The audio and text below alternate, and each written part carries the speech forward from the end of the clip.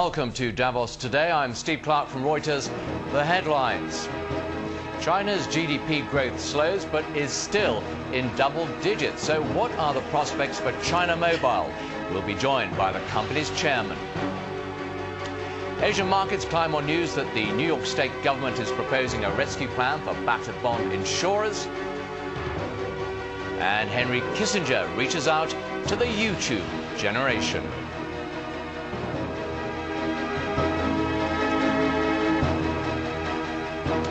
First to Asia, where stock markets have moved ahead on news from the US. Let's get the latest from our reporter Tara Joseph in Hong Kong. Tara. Good morning, Steve. Asia markets getting a big boost from a power rally on Wall Street. Investors are cheering a U.S. proposal to rescue battered bond insurers. They think a rescue effort could stave off a fresh round of billion-dollar write-downs by large financial institutions. In Japan, the Nikkei just closed and it's up about 1.6%. Canon showing some spark in the trading session, up about 4.8%. Canon, like other exporters, have been under pressure due to a strong yen and also on worries a U.S. recession could severely hurt business. Here in Hong Kong, a focus on China's latest economic growth figures, showing the economy is going from red hot to simply very hot. Data out just a few hours ago showed fourth quarter GDP grew 11.2% year-on-year in the fourth quarter. That's down from 11.5% in the third quarter. China is still looking set to overtake Germany as the world's third largest economy this year, but economists do expect growth to slow slightly in the year ahead. Well, the Hang Seng Index seesawed this morning as it digested the news. There are some worries about inflation and whether it can be contained this year. The Hang Seng Index, though, ended the morning session with stellar gains of about 3%. Before I go, a quick note on oil, which is rebounding after a slip in the past few days. U.S. crude oil is trading up 76 cents at about 87.75 as the fresh surge in global stock markets calms worries a bit about an impending U.S. recession. That's it from Asia for the moment. Steve, back to you in Davos. Thanks very much, Tara. Let's get the world news now. We cross live to Siddhartha Dubey in the Reuters London newsroom. Siddhartha. Morning, Steve. Chaos on the Egypt-Gaza border as tens of thousands of Palestinians pour into the country after militants blew up part of the border wall. A mass of humanity surged into Egypt looking for food and safety from the fighting. There's some reports that Cairo might even close the border later today. Some 200,000 Palestinians are believed to have crossed over. Many of them bought up food and supplies, paying for them in Egyptian pounds and Israeli shekels. Egypt's foreign ministry said it will take a new look with Israel and the Palestinian Authority at how to reactivate its border agreement. In the Democratic Republic of Congo, rebel and militia groups signed an historic peace deal with the government, bringing an end to one of the world's longest-running and bloodiest conflicts. The signing took place in Goma between Tutsi rebels and President Joseph Kabila's government. Observers have welcomed the deal but have warned that implementing it could be difficult.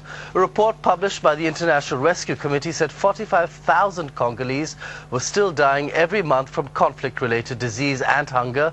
Some 5.5 million people have also died from the conflict, making it the highest toll of any war since World War II.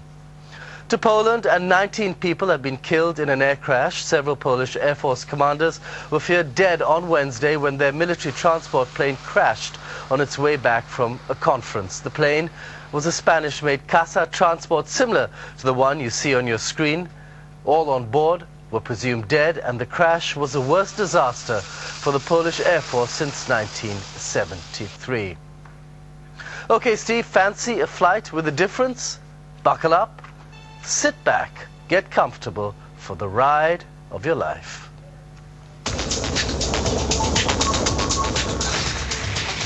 Sort of like a roller coaster in the air, this is a Virgin spaceship designed to carry passengers into space. Sir Richard Branson and aerospace design guru Burt Rutan unveiled models of Spaceship 2 and White Knight 2. The ceremony took place in New York City. Branson believes he has enough paying customers for a space flight, which at $200,000 per person does not come cheap. Steve, back to you. Thanks very much, Sid. Well, China Mobile is the world's largest cell phone operator with over 369 million subscribers, more than the entire population of the United States. And the latest figures show China's Q4 GDP growth at 11.2%, slightly lower than expectations, but still double digits. Well, with continued growth and regulatory changes in the wings, what's the outlook for China Mobile? To find out, I'm joined now in the studio by Wang Qianzhou, Chairman and CEO of China Mobile. Thank you very much for joining us. Those figures are still amazing, terrific growth, not quite as fast. How do you see the outlook for your own business? Yes, I think the Chinese economy will continue its growth, and the growth is very firm and stable. You know, this is the 30th years for opening to the outside world and the reforming of China, and China have kept the fast growth for about 30 years. And now I think there are three driving forces for the economy growth. The first is the export, the second is the capital expenditure, and the third one is the consumption. And the government pays much attention to stimulate the consumption, domestic consumption.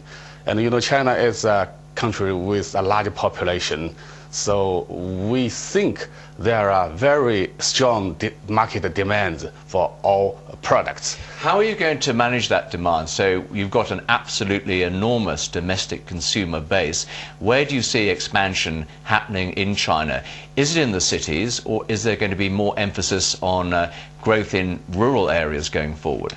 Both. You know, take an example of telecommunication and cell phones. You know, China now, the total subscriber base of mobile phone now is more than 500 million. And even China Mobile, we have 369 million subscriber base. And every month, China Mobile still gets more than 6 million net addition to our subscriber base. And for them, half of them from the urban areas, and the other half from the rural areas. And in large cities like Beijing, Shanghai, Guangzhou, Shenzhen, the penetration of mobile phone is very high. It is close to 100%. It's a tremendous story. You're doing a great selling job. There was talk of an IPO, of a flotation for China Mobile. Can you see that happening this year? The IPO for my company in mainland stock market. For company, we hope to be listed in mainland stock market, but we are a company we call the red chip company. That means a mainland company registered in Hong Kong. So this is the initial action. So we hope to list in mainland stock market as soon as possible, but we still need time to solve some procedures, and there is no timetable now.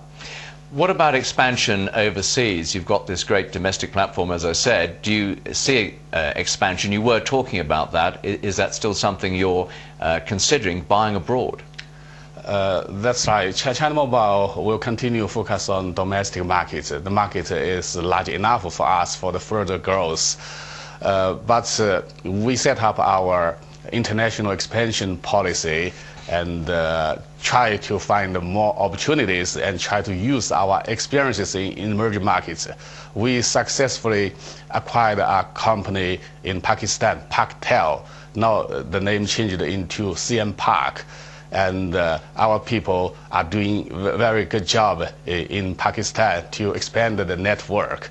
And of course, we try to find some other opportunities. Unfortunately, the assets of telecommunication in emerging markets are very expensive, so we become very rational. We are patient for that. They may be expensive now, but given the action we've seen in the markets, particularly in Asia this week, do you think they might be falling? Might they be getting cheaper this year? I don't know.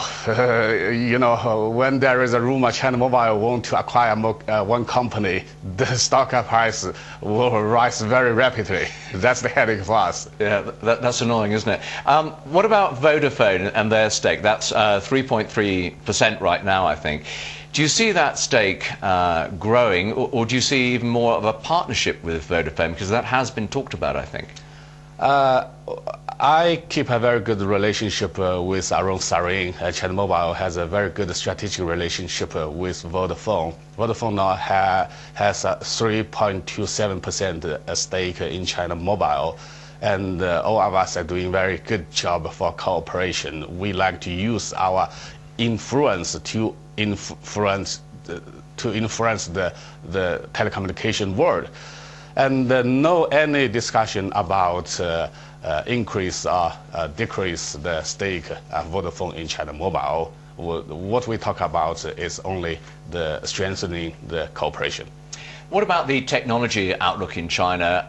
Things like 3G licenses. Is this something you're going to be going for this year?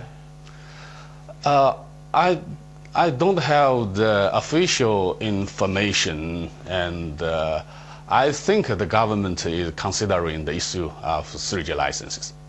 And you would be interested if they did, I presume? That's true. Okay, Mr. Wong, thank you very much for joining us today. Thank you.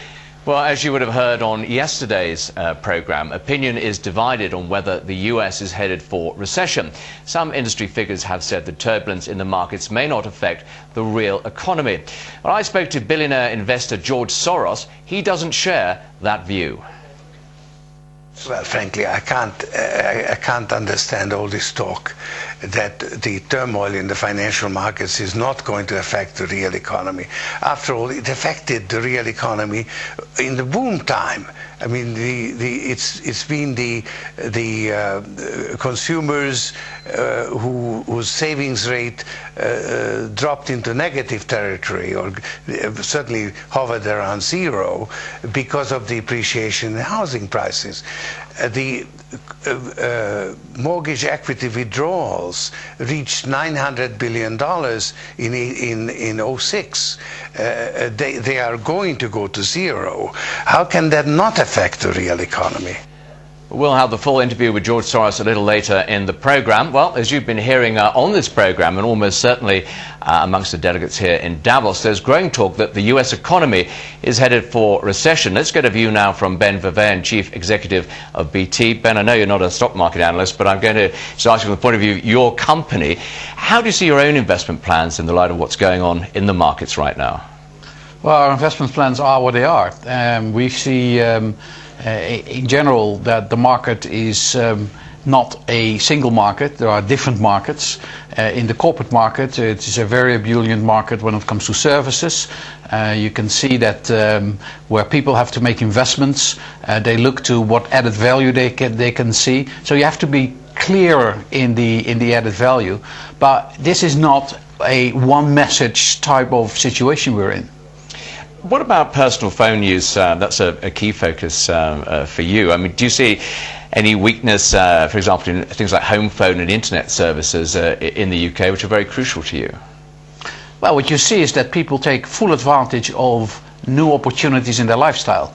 I mean, the way they conduct their business, they're looking for benefits, real tangible benefits. Social networking is an important one. You can see social networking now going into the small business area, which is very exciting because it allows people to expand much more rapidly than they ever seen before. You can see in the personal life that people do their banking and their administration much more using internet, and all those trends continue. I mean, whether the financial market talks about recession or not.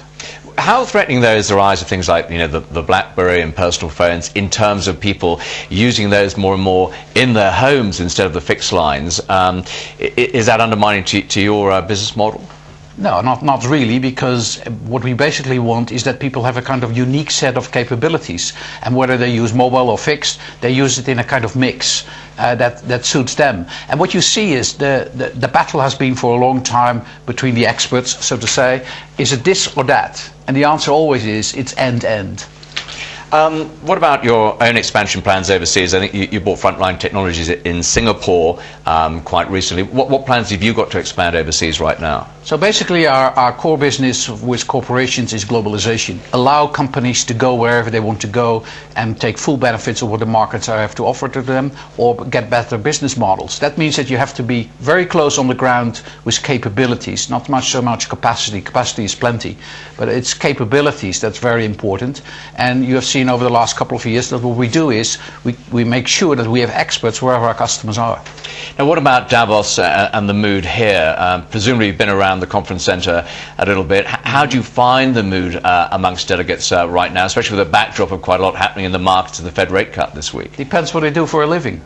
If you talk to people in the financial services business, it's a big issue, and I understand that. It is a kind of wake-up call that they got, which is quite severe. If you talk to people living east of Frankfurt, they have a total different view of the world than if you live west of Frankfurt. And if you are in business like ours, in the global business, you have a different perspective than you're very, very local in one of the affected markets. So it depends. It seemed from the guests we've had in the studio here that the people running real businesses, if you like, are actually more optimistic in many ways than the bankers and the economists. But that's what you would expect. I mean, they know their own business, they know what the strength is.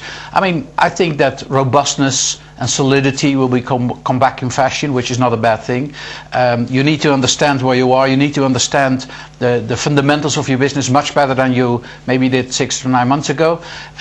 Those are all good things. Overall, what I think the mood here is that we shouldn't allow the real issues that we should discuss to be off scene, so to say.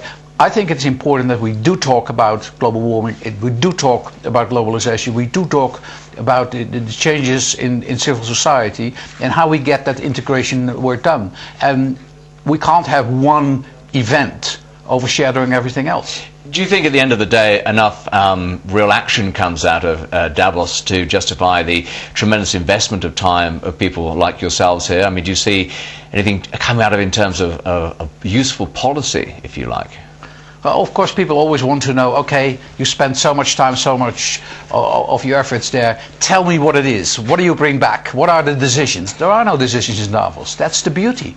There are no decisions. What you have is an understanding that is much deeper and much better. And you take that home and then you translate that into perhaps a slight change of your perception. The good thing of Davos here is that you have the ability to think without the necessity to immediately translate that into a decision. Ben Verveen of BT, thanks a lot for joining us this morning. Well, let's have a quick look at some of the sessions on the agenda at the forum today. Nidhi Dutt has the details. Issues of faith, modernity and security will be the focus in Davos today. The Annapolis summit and US President George W. Bush's visit to the Middle East have put stability back in the spotlight. Israel's Vice Prime Minister and Minister of Foreign Affairs Tzipi Livni and Prime Minister of the Palestinian National Authority Salam Fayyad will be joined by Israel's Minister of Defense Ehud Barak and Head of the Palestinian Negotiations Department Saeb Erekat to discuss the latest developments. As US voters prepare to head to the polls, several key figures will be offering their suggestions to the country's future president. They include the head of News Corporation Rupert Murdoch and former president of the Islamic Republic of Iran Mohammad Khatami and Harvard University professor Samantha Power. Musician and campaigner Bono, former US Vice President and environmentalist Al Gore, and columnist Thomas Friedman will be tackling unification and ideas to solve extreme poverty and the climate crisis. Microsoft's Bill Gates and the executive chairman of the World Economic Forum, Klaus Schwab, will be talking about new approaches to capitalism in the 21st century. Issues around the lessons that have been learned by governments and corporations alike as a result of the latest credit crisis will be discussed by US Treasury Secretary Henry Paulson and the head of the European Central Bank, Jean-Claude Trichet. Other sessions taking place today include faith and modernization, orchestrating a new concert of powers, and Iraq and its neighbors. All that and more on the second day of Davos 2008. Well, the past 2 years has seen an unprecedented wave of mergers among stock exchanges. Markets have joined forces across the Atlantic. Middle Eastern investors are joining in too, and banks are setting up their own exchanges. Well, with me to talk about the new state of play is Bob Greifeld, President and CEO of NASDAQ. Bob, thank you very much Good for morning. coming in.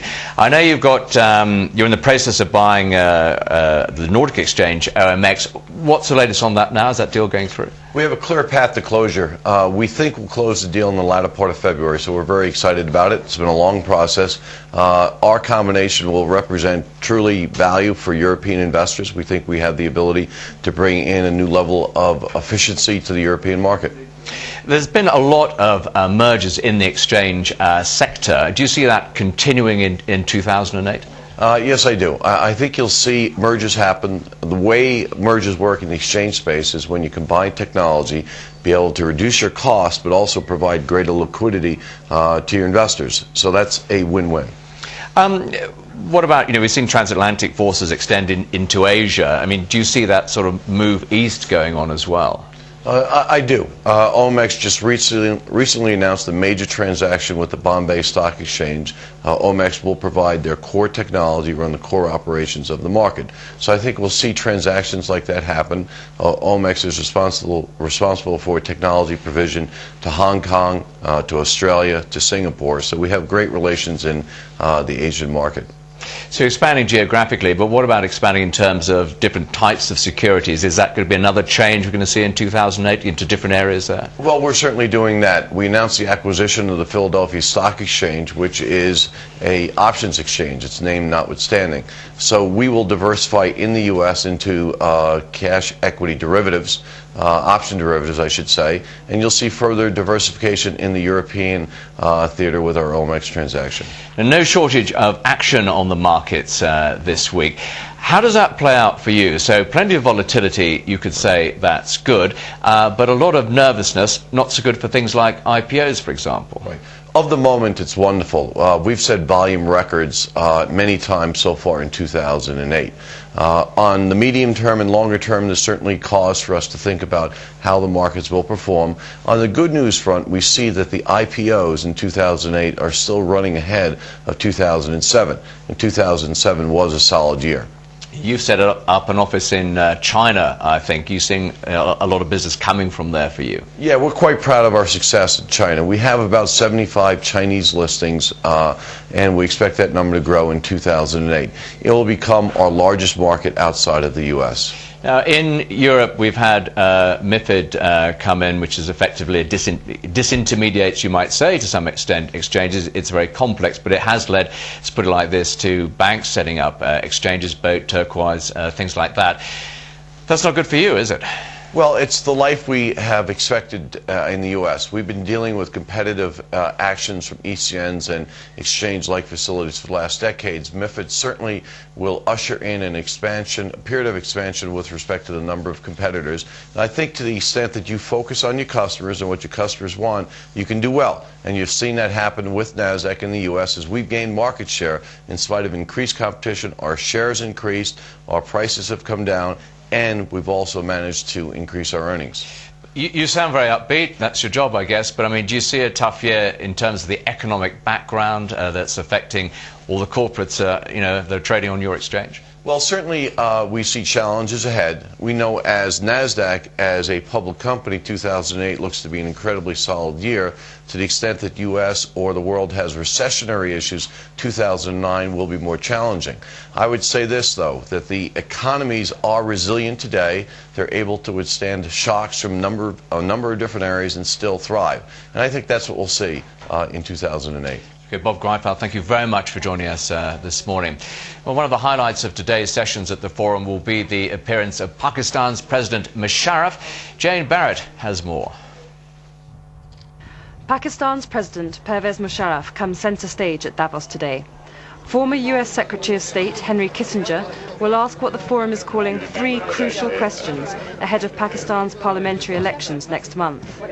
Since former Prime Minister Benazir Bhutto was assassinated in December, world leaders have urged Musharraf to make sure the elections are fair and free. Doubtless democracy will be on the agenda again today in the conference centre at 11:45. One of the major topics at Davos this year is the rise of sovereign wealth funds. Many of them have propped up some of the world's biggest banks in the wake of the subprime crisis. They may have run to the rescue, but mistrust abounds. A panel including officials from oil-rich nations, the United States, and executives from Lehman Brothers and Blackstone come together at 9 this morning to discuss the state funds and the shift in the balance of money and power in the world today. Well, Davos delegates understand better than most the importance of robust footwear when walking on ice and snow. With me now is someone with unrivaled expertise in this area. He's Jeffrey Schwartz, CEO of the outdoor clothing company Timberland. Coincidentally, a new Timberland outlet has just opened in Davos, contributing to the company's overall revenues of more than $1.5 billion. Thanks for getting here. Hope you made it through the ice and snow. I heard you not so long ago talking about green issues, which are very much on the agenda at Davos, and you were saying, well, you know, I really would like to be green, but I've got a business to run, I've got a lot of shoes I have to take out to shops, and you know, it's quite a tough way of figuring out a green way of doing that. For 30 years, we've been trying to live this value of environmental activism. It's part of who we are, not part of simply what we do. And I said, and I believe it, that simple statements lead to consumer perception of greenwashing. And the fact is, it's complicated to be manufacturing in the global economy, and we take responsibility for our footprint in transportation and conversion. It's a complex challenge, one we take very seriously. I guess people who buy your outdoor clothes, being green is an important part of the image they're buying, isn't it? Even more than image, sir. The reality is outdoor products require outdoor spaces. Outdoor spaces require a sense of responsibility from every element of civil society, which is why Davos is such an important gathering, at least from Timberland's perspective. Do you think the green agenda then is high enough or being discussed actively enough, either here or even globally? You know, should more be done? Does it worry you that it's not further up and we're talking instead here, for example, about Fed rate cuts and all the other market stuff that's going on? I have respect for the temporal crisis of the moment, but there's an ongoing battle between the important and the urgent. The urgent has to be attended to. The reality is the destruction of the environment, the physical environment, is responsibility that we better take responsibility for. Our children look to us for this. Our consumers look to us for this. Our shareholders expect us to do differently than we're doing. But how do you meet that challenge yourself then? You've got to run factories, you've got to run a fleet of trucks to deliver your stuff, you've got to deliver stuff by air, presumably. How do you work it out at Timberland? We're bootmakers, so one foot in front of the other sometimes. In the Dominican Republic, in our factory, we've built windmills. That's a small percentage of the energy that we use as a company, but renewable energy is a reality that's accessible to CEOs that run for-profit public companies. It's not grand gestures. Sometimes it's one foot in front of the other, and so we're hiking this path towards trying to lessen our impact in the environment. We understand that it's an asymptotic notion. We're not going to be perfect, but we will not let the perfect be the enemy of the good either. We believe that we can make a difference, and we're trying to do it every single day. So you're hiking the path in your Timberland boots. That's great. But do you think enough people are hiking it behind you? Do you feel this message is getting out to other corporates? Well, I look around here at Davos and I see assembled very powerful people from every different sector of civil society, and I at least hear the spirit of collaborative innovation working together across sectors. We have sessions about that today with the much bigger companies than Timberland. I'd say this, for a bootmaker, I'm a hopeful guy. Jeffrey Schwartz of Timberland, thank you very much for joining us. That was great. Well, you're watching Davos Today. I'm Steve Clark from Reuters. The time now, it is 7:28.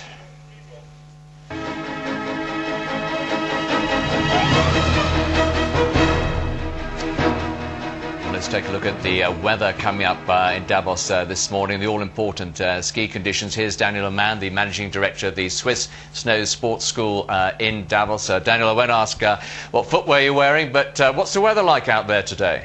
I mean, almost as yesterday when it was very sunny but very cold. It's another great day, but it will be milder, it's warmer. Right now we have -8 degrees here. Throughout the day it's going to be to +5, so all in all it's going to be 5 degrees warmer than yesterday and sunny. Okay, what's that mean for the snow conditions? So it's warming up a little bit. Is there going to be a little bit of a melt going on up there? No, there's still no melt going on. It's more the avalanche danger. For an example, it's consolidating. So all the snowdrift accumulations, they fall together because it gets a little bit warmer. And also the slopes, which are every morning freshly groomed, will be a little bit harder than yesterday. Okay, so a little bit firmer under your skis, if you like. Now, where would you be skiing today if you were going out, Daniel? Because we had so great and much fresh snow yesterday, I would go off-piste. but only with the proper rescue gear. I would even take a guide and then go up to Jakobshorn and decide on the spot if I would like to ski down to the Dishma Valley or to the Sertig Valley. Okay, Daniel, thanks very much for joining us. You're watching Davos Today. It's 7:29.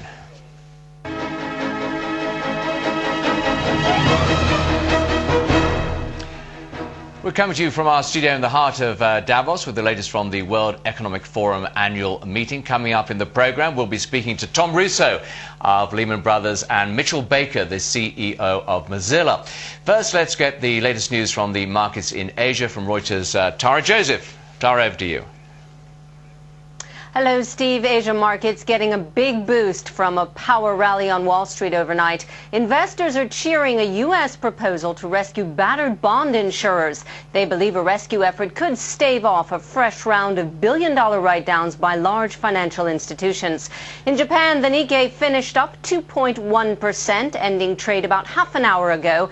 Canon showing some spark in the trading session, up about 4.8%.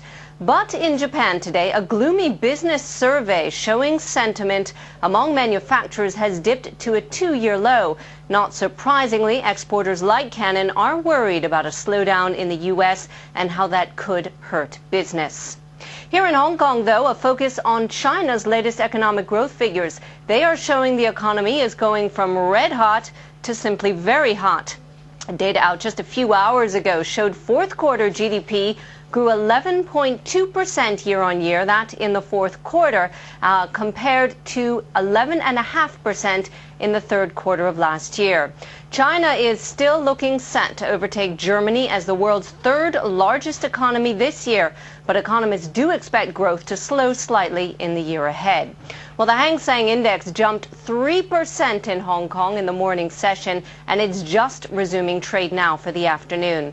But Steve, trade in the Gulf is starting on a slightly dreary note. The Dubai index fell more than 3% at the open. And just one more note, oil prices are on the up again today after a recent slide. Crude oil is now trading up about 75 cents at 87.73 a barrel. That on a sense that U.S. recession worries are receding.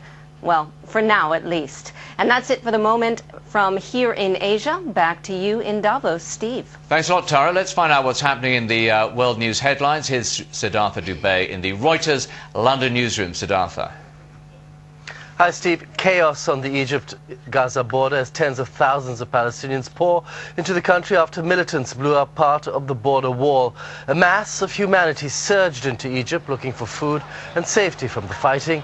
There's some reports that Cairo might even be closing the border later today. Some 200,000 Palestinians are believed to have crossed over. Many of them bought up food and supplies, paying for them in Egyptian pounds and Israeli shekels. Egypt's foreign ministry said it will take a new look with Israel and the Palestinian Authority at how to reactivate its border agreement. Israeli Prime Minister Ehud Olmert has promised to maintain pressure on Gaza. He wants to beef up security ahead of next week's report on the costly 2006 Lebanon war.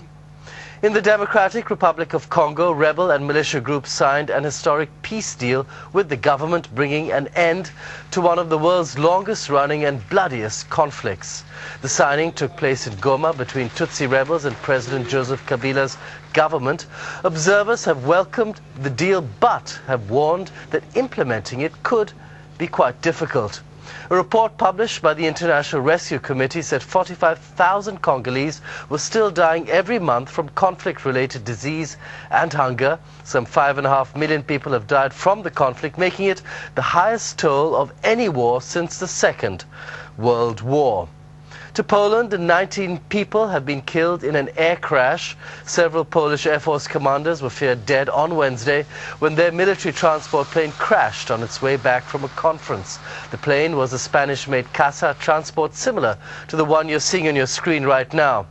All on board were presumed dead, and the crash was the worst disaster for the Polish Air Force since 1973. Okay, Steve, fancy a flight with a difference?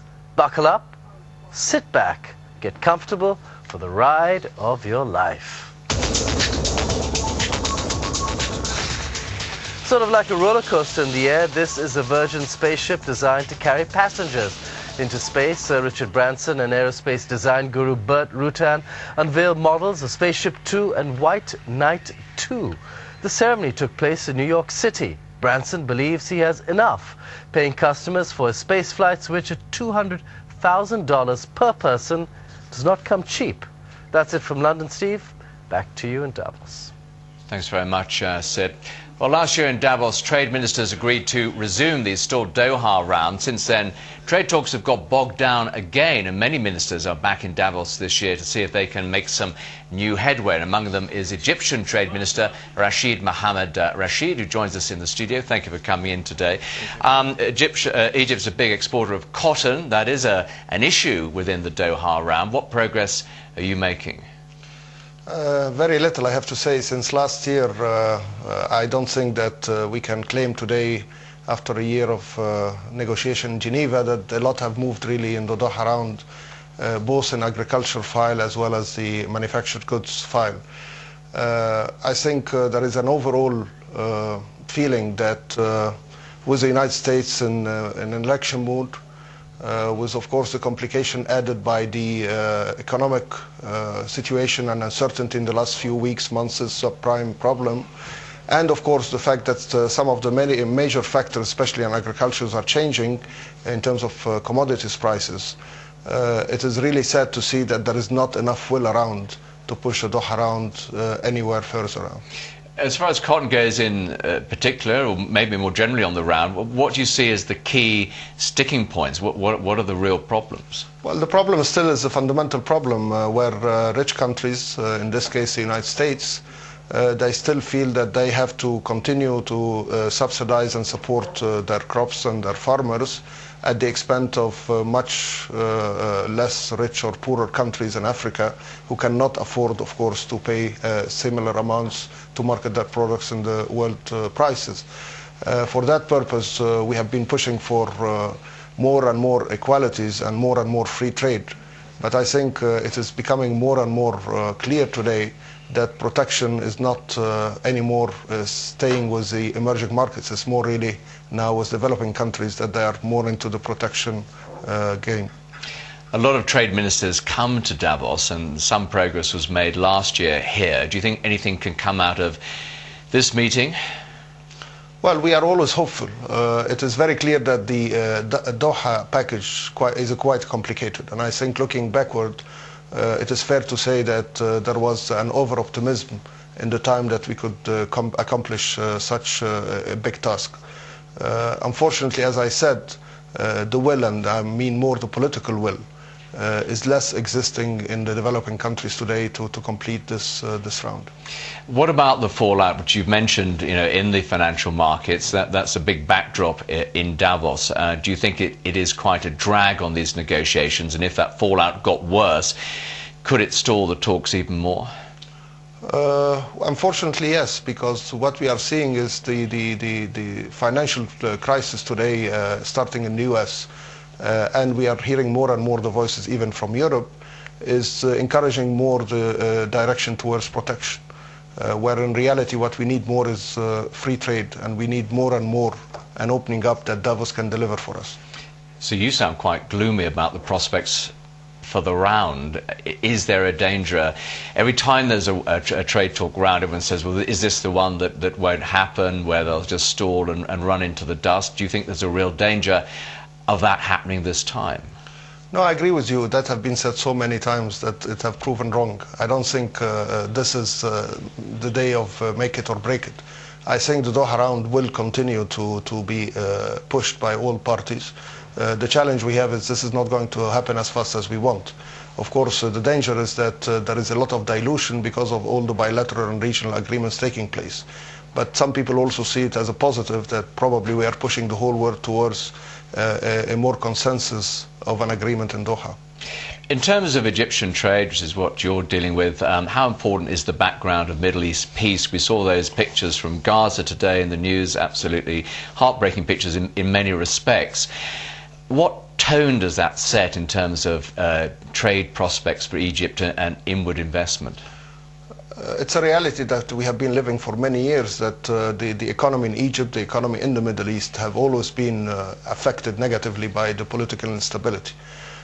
Despite that, Egypt have grown over 7% last year, and we are hoping to continue to increase our growth beyond the 7 and 8%.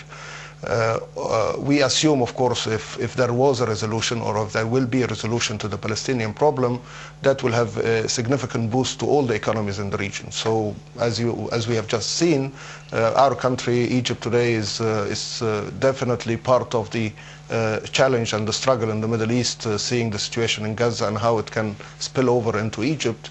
But as I said, despite that, because of all the fundamentals of reform that have been taking place, we are seeing a very significant progress in the economy in Egypt, as well as most of the Middle East. Mohammed Rashid, thank you very much for joining us. Well, one of the legendary figures of Davos is George Soros. The billionaire investor believes the outlook remains grim, and the turmoil on financial markets will feed through into the real economy. And yesterday he told me he thought the Fed's action of cutting rates was appropriate. Well, I think that it is the appropriate response in a crisis to intervene with monetary policy, fiscal policy, to try to. But there is an unsolved problem, because you see, this is not a simple crisis. It's not a. There is a boom-bust sequence in housing. That's which is similar to previous crises we had in the IT or in international banking and so on, or the Japanese housing crisis. The savings and loan crisis resulted in losses of 160 billion, comparable to what will come out of here, 200 to 500 billion. But there is an additional crisis, which I say there's been a super boom of credit expansion, which has been going on and gathering speed over the last 60 years, particularly in the last 20 years. Do you see then that super boom has or must come to an end, and should there be policy directed at bringing it to an end? Well, I think it has to come to an end. And most likely this is the case when it will, because now you see the dollar has come under some suspicion, and the willingness to hold dollars is reduced. And there's also a danger of inflation, and there's a point would come in lowering interest rates, which dropping short-term rates, long-term rates might go up, and that would be the moment when the Fed cannot stimulate the economy anymore. Does that mean the Fed, in effect, is losing control of the levers of power, if you like, and that the product will inevitably be a weaker dollar? Well, I would say inevitably is not a word that I would ever use. I think the Fed is now moving on monetary policy. I think there'll be move on fiscal policy too, but there is a festering problem in the financial system itself, because you've had this super boom when the financial institutions were allowed to do whatever they like, on the basis that the market will correct itself. Do you think that they should not be allowed to do whatever they like? Has it been a too permissive regime for them? Look, if you provide a sort of tacit underwriting by coming to bail out institutions too big to fail, then you can't let them loose. There has to be a countervailing obligation somewhere, and the authorities have to prevent asset booms from developing at the time when they are developing. So it is the obligation of the authorities to prevent the excesses of the market go to extremes. When you say authorities, though, do you mean their government, or do you mean a other combination? institutions? I mean the combination of the central banks and governments and the international institutions, because you do have an international system also, and the IMF.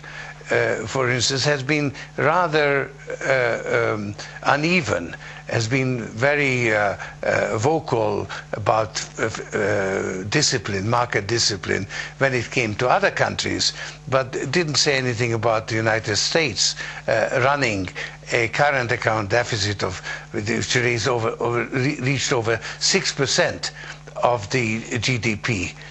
We've seen a big loosening of monetary policy this week already in Davos.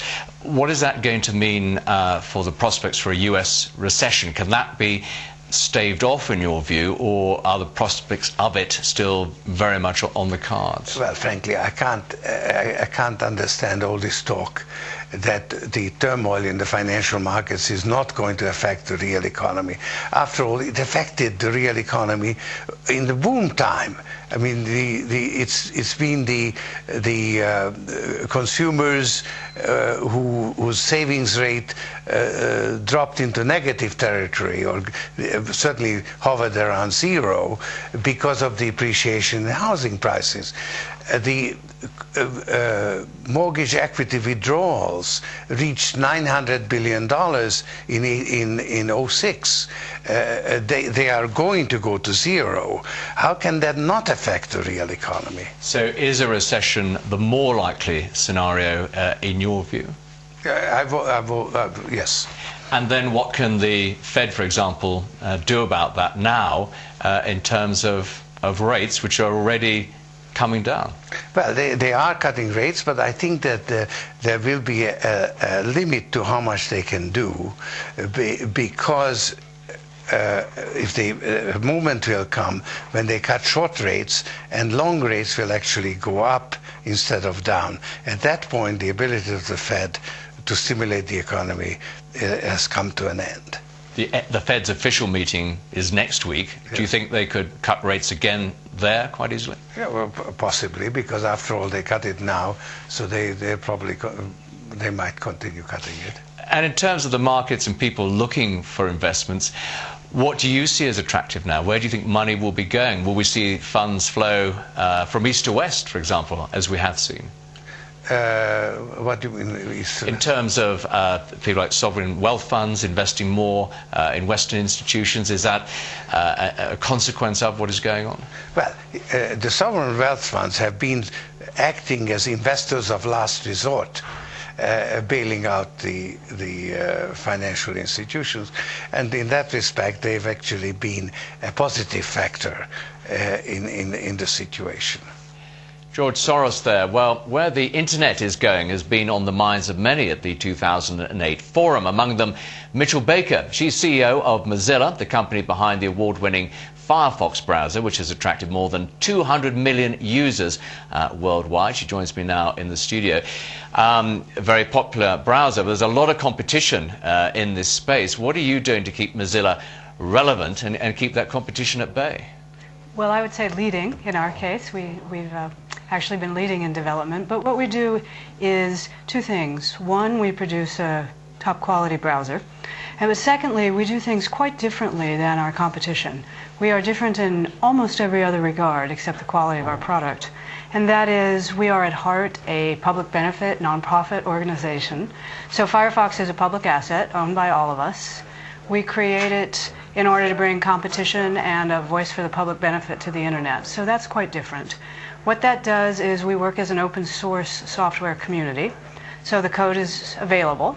It's a public asset. Any one of us could get it.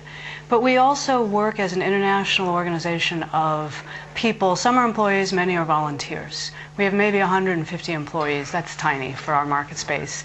But thousands of people create Firefox, and tens of thousands of people are involved.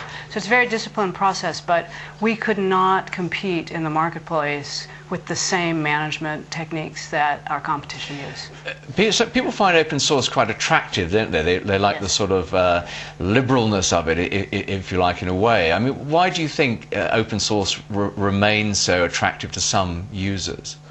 Well, some users are drawn by the fact that it's open and they can use it. Most of our users actually don't know that it's open source.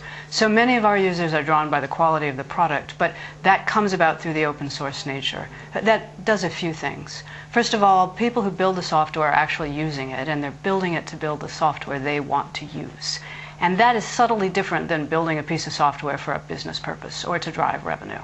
And so we end up with a piece of software that's really only got one purpose, which is to be useful to you and to me and to all of us. So many of our users sense that, but don't actually know what drives it. Of the people who know, it's always good to be able to make the changes you want to make. So if you're a programmer and you don't like something, you can change it. Most of us aren't programmers, but there are others out there who can. And then there's the sense of that I do have some control and I have some choice. Now, Bill Gates, who's definitely not open source, in an interview said that he wanted technology to fold seamlessly into people's lives. From what you're saying then, is that a tougher battle for him than for you? Because by what you're saying, people are already folding it into their daily lives, in your case. Well, certainly technology will be ubiquitous, and it could be ubiquitous and very painful. So I think seamless is an aspiration in the sense that we use technology but don't feel governed by it. So that we share as an aspiration. Seamless, though, has some other meanings. I mean, seamless can mean everything is locked down in a certain way, like it's in a box and you can't change it. So we are an alternative way for doing that. Being seamless can be many different things. So I would say we're in the forefront of making technology useful to people and manageable by people. So if you don't ever want to think about what you're doing with Firefox, you don't need to. You can install it and just use it. But if you really want to change it so that it's seamless in a different way that's unique to you, then we allow doing that as well. So where do you see your browser going? Or in a sense, don't you see where it's going because it goes where people take it? Yes, well, we have two sides to that. Many people contribute, but we do a product development process much like a professional software organization. So we do think about where our product ought to go. We think clearly mobile is a part of the internet that's enormous, and the connections between what people do in their homes and what people do in the mobile space. So we'll be doing more in the mobile and device space. There's also the integration of the actual piece of software and what you do with your own personal data and the information you create and your networks of friends. And many of those things now are fragmented, and so they're not at all seamless. You go to a different site and you have to keep doing the same thing over and over. And since Firefox touches the human being, we can actually improve that for people. So we're looking really carefully at how to make the information that you put into the internet and that you create sort of an easier part of your experience that you can take with you to different sites. Just finally, what brings you to Davos? Because this is very much a gathering of the elite, sometimes the super rich, corporations making billions. You, by what you've just said, are a very different prospect. Do you mix well with the Davos crowd? Actually, we do. And part of that is we're a nonprofit, but we exist in the marketplace. And so we work by being in the marketplace and having a product that people like. And we have actually created a vibrant economic ecosystem around us. So although we ourselves are nonprofit, there is plenty of activity and money to be made and product development that grows out of Firefox. So we're the nucleus of a fair amount of economic activity. Mitchell Baker, thanks a lot for coming in today. My pleasure. Thank you. Well, among the big themes of the forum is the issue of water. Jane Barrett looks at today's sessions. One of the big initiatives the World Economic Forum is tackling this year is water. Among the issues to be discussed are how much water is worth, how to improve access to clean water, how to split its use between agriculture and industry, and how to make sure nations do not end up fighting over it. UN Secretary-General Ban Ki-moon kicks off the discussion at 10:15 with a dire warning that nearly a third of the world's population could face severe water shortages by 2025. The panel, which includes executives from Nestlé and Coca-Cola, will ask what can be done to make sure that the lack of water does not trigger political conflict or humanitarian crises. It's 7:53. You're listening to Davos Today. I'm Steve Clark from Reuters. Well, let's just have a look at what the markets are doing today. And just looking at the latest on Reuters, European stocks are poised to bounce from recent sharp declines on Thursdays, tracking the recovery on Wall Street overnight on hopes the troubled bond insurers will be rescued, preventing credit-related losses. Financial bookmakers, sometimes known as spread bettors, in London expected the FTSE 100 to open between 153 and 169 points higher. So it looks as if that medicine from the Fed a bit earlier in the week does seem to be taking some effect. Well, let's have a look at our next guest. And Hermitage Capital Management made its name by pressing Russian oligarchs to improve the way they ran their companies and treated investors. And such was founder Bill Browder's force in criticizing Russian firms. He was actually thrown out of the country in 2005. And since then, he's expanded his fund into other emerging economies at a time when they now promise more growth than the traditional powerhouses. And he joins me in the studio. Thanks for coming in, Bill. You did very, very well with the fund in Russia, but I think I'm right in saying you're looking east more now. Well, I should say I'm looking south, east, and west. I basically have decided to take my show on the road, and after 11 years in Russia, we've expanded to a number of other geographies looking for deep value situations in emerging markets, and I found quite a few interesting things as we've been traveling and investing. We'll get on to what those are, but just revisiting Russia, does that mean you felt that the high-value returns you wanted are no longer available in Russia? Well, I think Russia offers some value still. I got to Russia when they were giving away the country for free. When I arrived in Russia as an investor in 1993, the total value of Russia was $10 billion. And to put this into some perspective, the valuation of Russia now is about $1.4 trillion.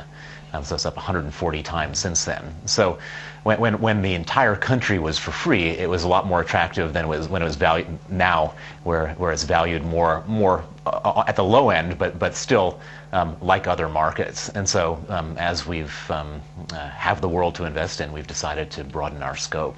All right, well, let's look at where you are investing and why you're investing there. What sort of situations attract you now, and what sort of things are you looking for? What makes you think, wow, that's the sort of thing we should be buying?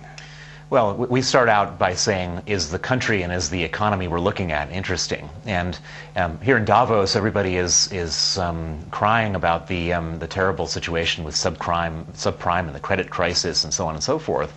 But in reality, there's all sorts of pockets of buoyance going on in the world. And so, for example, every day, 85 million barrels of oil are consumed. You multiply that by, let's say, $100 to be simple. That gets you to $8.5 billion a day. There's 365 days in a year. So $3.1 trillion is being transferred every year from oil-consuming countries to oil-producing countries. 3.1 trillion is 10 times the size of the estimated subprime crisis. And so I'm looking at that and saying to myself, well, let's take a look at some of these oil-producing countries, because these people are getting all this money. And so we've spent quite a bit of time in the last year looking at the Gulf countries in particular, because we had a combination of two things. We had oil and oil money, and their stock markets had crashed a couple years ago, and so it created an ideal situation to make money last year, and that was one of the places that we spent our time. Because they're doing things with that money too. They're not just waiting for people like you. They're putting that money back out in the world through things like sovereign wealth funds. Do you see that transfer into Western institutions, which has been going on, gathering pace? Well, interesting. If you look back 10 years or 15 years, all of their money was exported. The Middle East would make money on oil and then export it to New York or Switzerland or London. Everything. And then after September 11th, 2001, it actually became politically risky for some of these countries, or some of the people in these countries, to put money, just because their names sounded similar to some other terrible people's names, they would have their money frozen. And so a lot of the money stayed back in their own countries. And so I think that the actual more interesting trend right now is how much of the Gulf oil money is being reinvested in the Gulf, and that's where the opportunity is for investors like ourselves. You're talking about geographies there, but I wonder if there's also particular types of company you look for. Are there things, the signs around a company that make you think this is the sort of thing I want to buy, types of behavior, if you like? it's very simple. We're expecting a multi-trillion-dollar infrastructure investment to be made in the Gulf region over the next 10 years. And so if they're going to be investing in infrastructure, if they're going to be building freeways, if they're going to be building houses and apartments and museums and all sorts of things, there's a shopping list. And so we put together our shopping list and started to invest in the things that we know that they're going to be investing in, building, and needing in that part of the world, which includes things like electricity, it includes things like real estate, includes things like banks that focus on that type of thing. And just finally, your take on the market sort of reaction this week. We saw the Asian markets fall out of bed. We saw the Fed come in with a pre-dawn rescue, if you like. Have you been surprised by this? And is it something that is now everyone's talking about? Do you find the atmosphere quite nervous here in Davos? Well, the one thing that you have to know about markets is that whenever there's a major move in a big market, if the move of, let's say, more than 5%, that will create correlation in every other market, no matter what. And you can look back over any history and see that's the case. And so, am I surprised by the fact that there's been that correlation? No. I'm surprised by the scale of some of the moves because you have enormous companies that are 10% cheaper from one day to the next, and then 10% more expensive the next day. It seems quite amazing. But my feeling is that there are certain pockets of pain in the world which are creating all this correlation and volatility around the world. And I think that once it's become clear where the pain is, then certain places will stay down and go down further, and certain other places will then start to trade on their own fundamentals. And the key is to pick the two. Bill Browder, thank you very much for joining us today. You're watching Davos Today. It's 8 o'clock exactly.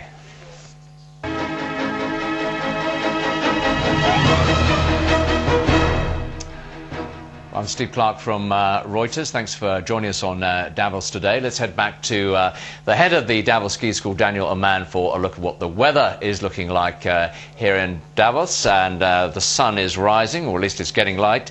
What's the weather forecast for today, Daniel? The weather forecast is pretty the same as yesterday. We will have another just perfect day to be out on the slopes. It will be warmer than yesterday, like in general, like 5 degrees. Maybe in the afternoon some little wind will prevail from southeast, and in the afternoon maybe a cloud bank. But all in all, another great day. And what about the skiing conditions on the piste? How are people going to find those if they go out?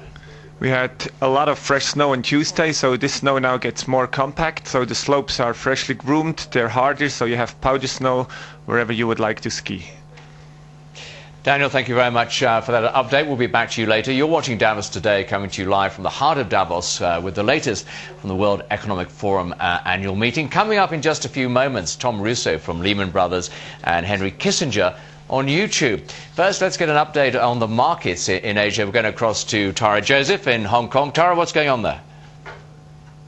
Well, hello, Steve. We've had a second straight day of positive trade here in Asia. Investors are cheering a U.S. proposal to rescue battered bond insurers. They believe a rescue effort could stave off a fresh round of billion-dollar write-downs by large financial institutions. In Japan, the Nikkei finished up 2.1%. Canon showing some spark in the trading session, up 4.8%. But in Japan today, a rather gloomy business survey showing sentiment among manufacturers has dipped to a 2-year low. Not surprisingly, exporters like Canon are worried about a slowdown in the U.S. and how that could hurt business. Here in Hong Kong, a focus on China's latest economic growth figures showing the economy is going from red hot to simply very hot. Data out just a few hours ago showed fourth quarter GDP grew 11.2% year-on-year in the fourth quarter in 2007. That's down from 11.5% in the third quarter. China is still looking set to overtake Germany as the world's third largest economy this year, but economists do expect growth to slow slightly in the year ahead. Well, the Hang Seng Index is up 2.9% in afternoon trade. And just one more note on world markets. Oil prices are on the up again today after a recent slide. Crude oil is now trading up about 75 cents at $87.75 a barrel on a sense that U.S. recession worries are receding, for now at least. Well, that's it from Asia. Back to you in Davos, Steve. Thanks very much, Tara. Well, markets have been watching the fallout of the U.S. subprime crisis amongst the U.S. investment banks, which have been forced to make substantial write-downs. And we'll be exploring that with Tom Russo from Lehman Brothers a bit later in the programs. First, let's get the latest on the news, and that comes to us from Siddhartha Dubey in London. Siddhartha. Hi, Steve. Chaos continues this morning on the Egypt-Gaza border. As we've been reporting, tens of thousands of Palestinians are pouring into the country after militants blew up part of the border wall. What you're looking at right now are fresh pictures shot by Reuters this morning on the Rafah border. As you see, a mass of humanity surging into Egypt, lots of security on that border. Folks there looking for food and safety from the fighting. We've also got reports that Cairo might even close that border later today. Some 200,000 Palestinians are believed to have crossed over, many of them buying up food and supplies, paying for them in Egyptian and Israeli currencies. Egypt's foreign ministry said it will take a new look with Israel and the Palestinian Authority at how to reactivate its border agreement. In the Democratic Republic of Congo, rebel and militia groups signed an historic peace deal with the government, bringing an end to one of the world's longest-running and bloodiest conflicts. The signing took place in Goma between Tutsi rebels and President Joseph Kabila's government. Observers have welcomed the deal, but have warned that implementing it could be very difficult. A report published by the International Rescue Committee said 45,000 Congolese were still dying every month from conflict-related disease and hunger. Some 5.5 million people have died from the conflict, making it the highest toll of any war since the Second World War. To Poland, and 19 people have been killed in an air crash. Several Polish Air Force commanders were feared dead on Wednesday when their military transport plane crashed on its way back from a conference. The plane was a Spanish-made Casa Transport, similar to the one you're seeing on your screen right now. All on board were presumed dead, and the crash was the worst disaster for the Polish Air Force since 1973. Okay, Steve, fancy a flight with a difference? Buckle up, sit back, get comfortable for the ride of your life. Sort of like a roller coaster, really, in the air. This is a Virgin spaceship designed to carry passengers into space. Sir Richard Branson, an aerospace design guru, Burt Rutan, unveiled models of Spaceship 2 and White Knight 2. The ceremony took place in New York City. Branson believes he has enough paying customers for his space flights, which at $200,000 per person does not come very cheap. Steve, back to you. Thanks very much indeed, Sid. Well, as I was saying, markets have been watching the fallout of the U.S. subprime crisis among the U.S. investment banks, which have been forced to make substantial write-downs. Lehman Brothers has been something of an exception and appears not to have been nearly as hard hit by subprime losses as some of its competitors. And I'm joined now by Tom Russo, Vice Chairman and Chief Legal Officer of Lehman Brothers. Got to ask you first, Tom, you've had pretty well on the write-downs. Are you expecting any more? Have you got all that stuff out there now? Well, you never know about what's going to happen down the road. In a mark-to-market environment, you write down pretty much daily as the market goes down, and you take profits as it goes up. We have had, relative to others, I think have done very well. Notwithstanding that, there have been very serious write-downs throughout last year, and we will continue to write down as markets deteriorate, and as they do better, we will do the opposite. A lot of discussion here about the credit crunch, obviously, in Davos and what's happening in the markets. You've written a paper, I've got it here, on the credit crunch. What's in here? What's your own feeling about what's going on? Can this unwind? I had an opportunity to do a paper for the group of 30, and it really did give me the opportunity to look through the whole picture, not just subprime, but all the other markets. The concern is that a lot of money is taken out of the hands of the consumer because they no longer have the piggy bank of the home, and that was a pretty sizable piggy bank and certainly positively affected GDP in past years. Now it's almost having a negative effect. So they're going to have to get money somewhere if they're going to continue to consume. And consumption is very important. It's 70% of the U.S. GDP.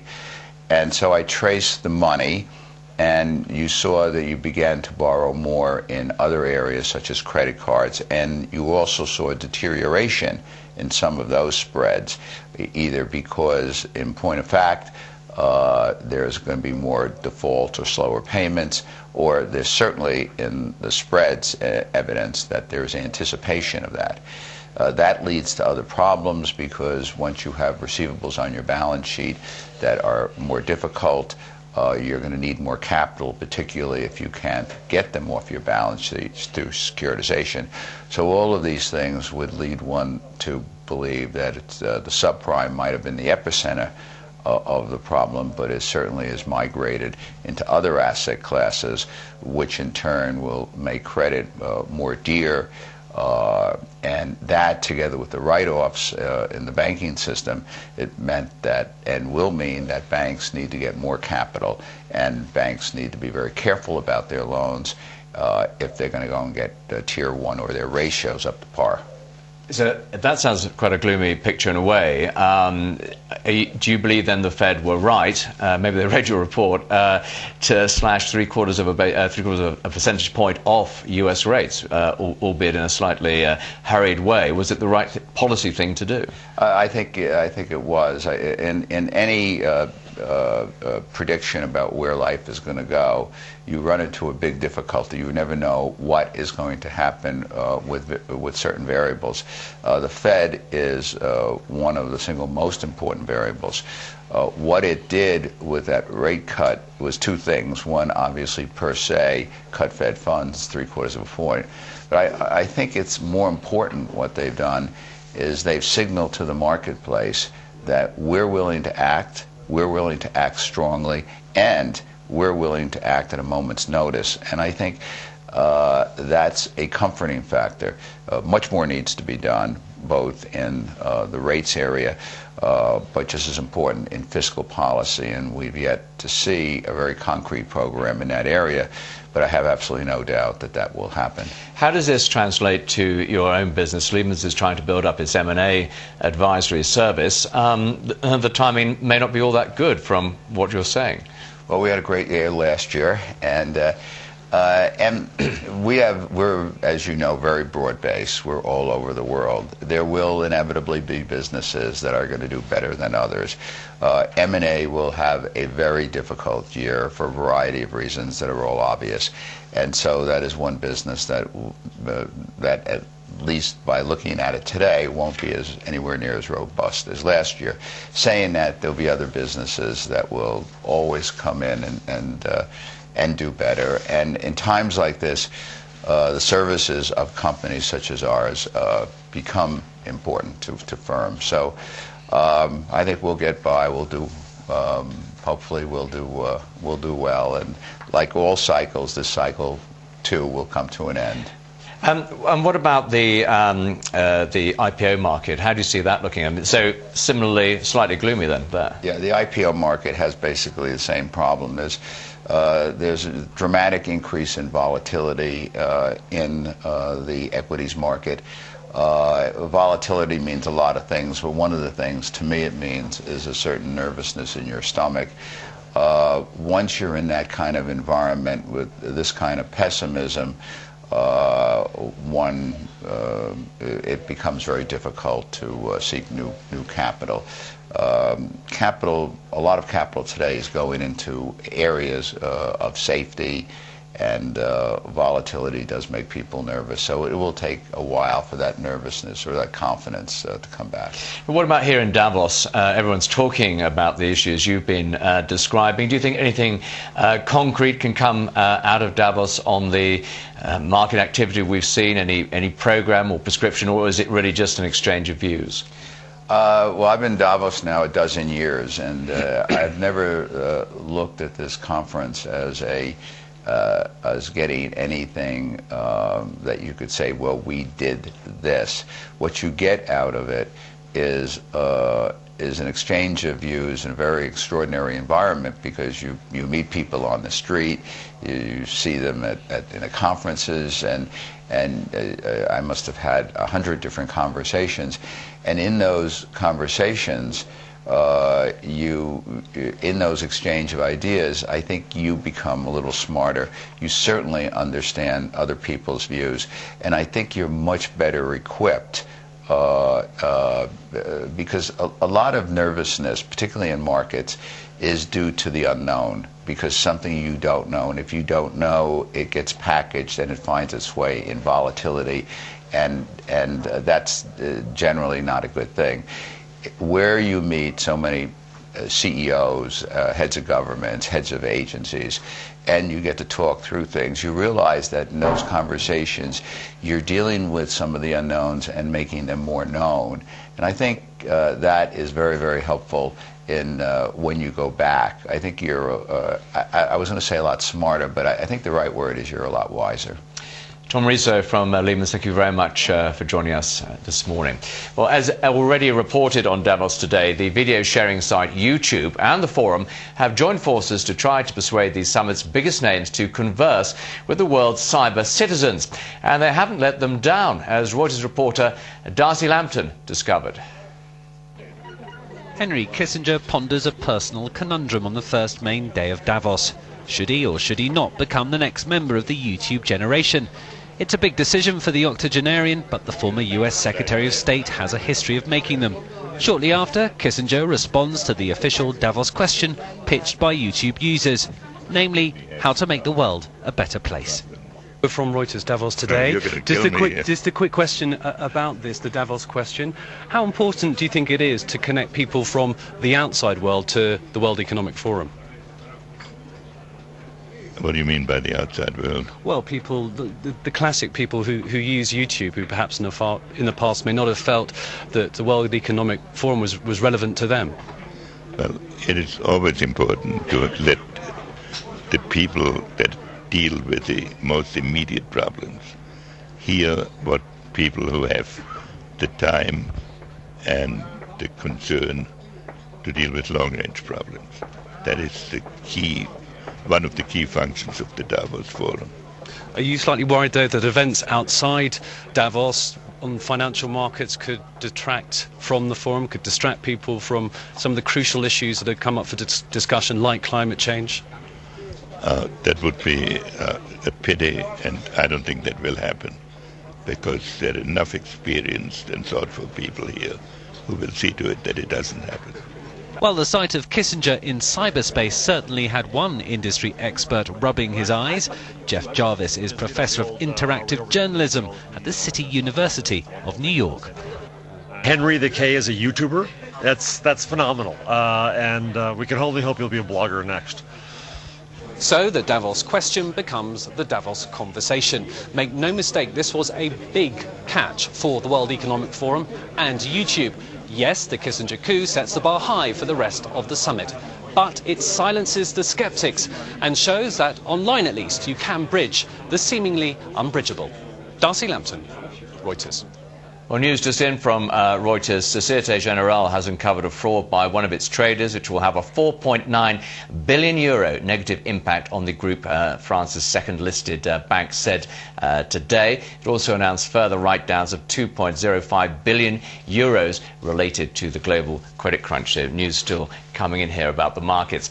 Well, the recall last year of millions of Mattel toys manufactured in China because of hazards from magnets, and in another case, potentially dangerous levels of lead paint, raised deep concerns about safety standards. Well, Alan Hassenfeld, chairman of Hasbro, is calling for the introduction of a set of global standards, and he joins me in the studio. Now, Alan, you weren't involved in the China recall, I know, although you've had other recalls, but you want to see a global standard. Everyone's manufacturing toys too, is that right? Steve, well, first of all, China was blamed for a lot of this, and I think that one thing that needs to be said very publicly is that countries don't make toys or don't make products, companies do.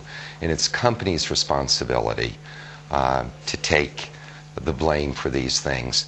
And we've watched in many of the standards around the world are based on an ISO standard. And the EU has a standard, the Americans have a standard, the Chinese have a standard, the Japanese have a standard. But when we look around, if it's a child in Bangladesh, if it's a child in India, if it's a child in America, a child in China, all children are the same. And why can't we just have one standard in this one world? As we talk about globalization, this truly should be the simplest thing, because all kids are the same. Who polices that standard? How viable is it? Do you think it can really happen? Well, I think that if you basically have an ISO standard that all of these codes or standards are from, you work with a group of technicians to basically blend the different codes, and then you basically have someone, whether it's the forum, whether it's the ICC, someone convene the governments to make it a mandatory law, but a global law. You deal a lot, I know, with China, and I was in China myself when the toy recall thing was going on, and they seemed a bit embarrassed, perhaps a bit angry about it themselves. At the Summer WEF, the Chinese premier came up and kind of apologized. Is it quite a sensitive issue there, in your view? Well, I think it's a relatively sensitive issue, because I think, no country likes to be blamed, for recalls and that, but, if we just take our own country in America, think of all of the food recalls that we've had in the past year. I think what the Chinese end up doing, though, and this is why I think we all have to begin to dialogue a lot earlier, the Chinese have put in a very strong certification program on all exports of toys. The American government is probably going to put in a certification program as well on safety. Now, when you see a toy coming from China or from wherever, it's going to have more stamps on it just to get out of that country. And again, this is the place where we're creating havoc for economies, for manufacturers, if there was one standard in this world for certification. Let me just ask you a little bit about brand, because that's really what you're dealing in. You've got a lot of brands, monopolies, one of yours. Just saw a few days ago the makers of Scrabble, I know that's one of yours, asked Facebook to remove its online game Scrabulous because it said it infringes their copyright. You've got to be very wary, but you've got to develop these brands all the time as well. How do you manage that? Well, when you create brands, the most important thing, and we have so many brands, whether it be Monopoly, whether it be Transformers, whether it be My Little Pony, and what you have to do is you constantly have to reinvent the brands. You can't take anything for granted. You have to constantly look at where the trends are going and contemporize those brands. To create new brands, not that easy, but there are so many different ways to do it today, with the Facebooks, with the YouTubes, with what we call viral marketing. It's easier to penetrate into the toy market today. You're selling toys, and yet it seems to me that the ages for which children use toys are continually compressing, because even by 7, 8, they want CD players, want MP3 players, whatever. Is your consumer base effectively shrinking? Well, it would shrink if you didn't go where the kids or the young adults are going. And one of the things that we know from kids is that they're basically into the iPods and into the text messaging. And how do you create what is a toy but isn't really a toy? It's basically borrowing from the technology of today, but at lower price points. So we have to be very contemporary in our thinking in what we're looking at. Okay, Alan Hasselbalch, thank you very much for joining us in Davos today. Well, let's have a quick look at some of the sessions on the agenda at the forum today. Nidhi Dutt has the details. Issues of faith, modernity and security will be the focus in Davos today. The Annapolis summit and US President George W. Bush's visit to the Middle East have put stability back in the spotlight. Israel's Vice Prime Minister and Minister of Foreign Affairs Tzipi Livni and Prime Minister of the Palestinian National Authority Salam Fayyad will be joined by Israel's Minister of Defense Ehud Barak and Head of the Palestinian Negotiations Department Saeb Erekat to discuss the latest developments. As US voters prepare to head to the polls, several key figures will be offering their suggestions to the country's future president.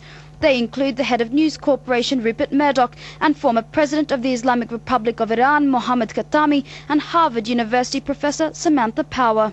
Musician and campaigner Bono, former US Vice President and environmentalist Al Gore, and columnist Thomas Friedman will be tackling unification and ideas to solve extreme poverty and the climate crisis. Microsoft's Bill Gates and the executive chairman of the World Economic Forum, Klaus Schwab, will be talking about new approaches to capitalism in the 21st century. Issues around the lessons that have been learned by governments and corporations alike as a result of the latest credit crisis will be discussed by US Treasury Secretary Henry Paulson and the head of the European Central Bank, Jean-Claude Trichet. Other sessions taking place today include faith and modernization, orchestrating a new concert of powers, and Iraq and its neighbors. All that and more on the second day of Davos 2008. Well, one of the themes of Davos 2008 has been the seemingly unstoppable rise of China and India, the emerging giants of the East.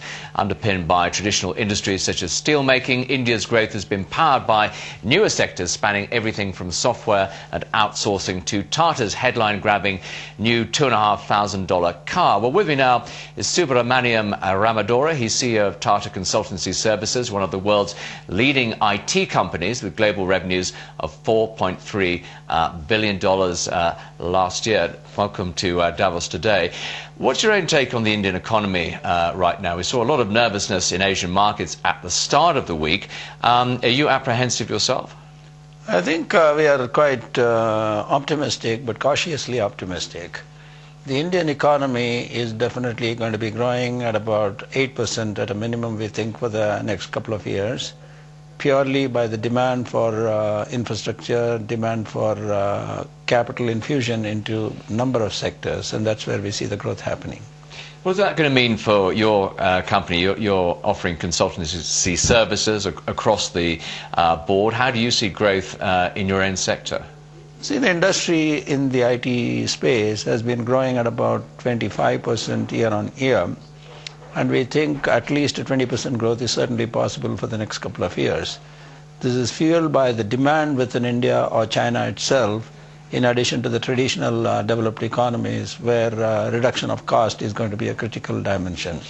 Now, you do a lot of business with China as well. How do you see the market there, and what is their demand for input from India? I think they need a lot of expertise, experience to build their infrastructure, build their IT applications as they connect with the world. When you look at the financial institutions in China, when you look at the stock exchanges, trading systems, depository systems, or money management payment systems, the level of automation is still a long way to go. We are currently involved in a project with the Bank of China where we are trying to automate 22,000 branches with 360 million accounts. So the scale and the digitization and automation is going to be a fundamental driver, and they need the expertise, and India and companies like us can provide that expertise. A lot of talk in Davos about even a possible US recession. We saw the Fed taking action on that this week. To what extent would that scenario affect growth in India and China too? Is that something that would concern you? Absolutely. We would be very cautious. It will concern us from the point of view of how is the spend going to take place going forward. So from a running the business point of view, which means doing more with the same amount of budget, same amount of money, is one opportunity which Indian companies would look at from an offshoring perspective. But transformation of business to increase the business itself for their growth, that may slow down, and that's the cautious optimism which we talk about. And what about Davos itself? What brings you here? How much real information do you get out of here? How useful do you find it? I think Davos is great from 2 points of view. One is the networking and ability to connect with a number of people of different segments. The second one is how do you bring in multidimensional inputs to different problems, and that's what is the exciting part of it. It's the networking and multidimensional issues being discussed with different set of people. That's the most exciting part. Thank you very much for joining us today. You're watching Davos Today. The time now, it's 8:27.